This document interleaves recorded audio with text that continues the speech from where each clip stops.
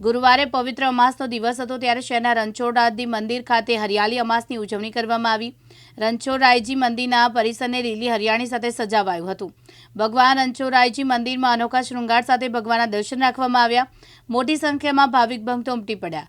તો બીજી તરફ આજથી પવિત્ર શ્રાવણ માસની શરૂઆત થઈ। અનેક શિવાલયોમાં વહેલી સવારથી ભાવિકો દર્શન માટે ઉમટી રહ્યા છે અને હર હર મહાદેવના નાદથી મંદિરો ગુંજી ઉઠ્યા છે। સમગ્ર સોરઠમાં આજ વહેલી સવારથી જ હર હર મહાદેવનો નાદ સંભળાતો હતો।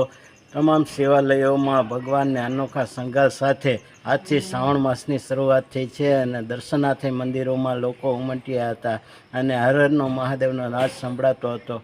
આમ અલગ અલગ જગ્યાએ અલગ અલગ શિવાલયોમાં ભગવાનને અનોખા શૃંગાર સાથે ધજા પતાકા અને રોશનીથી મંદિરો ઝળહળતા કરવામાં આવ્યા હતા અને શિવાલયોમાં તમામ જગ્યાએ વહેલી સવારથી ભાવિકોની ભીડ જોવા મળી હતી। પ્રકાશ દવે સાથે યજ્ઞેશ ભટ્ટ, દિવ્યાંગ ન્યૂઝ, જૂનાગઢ।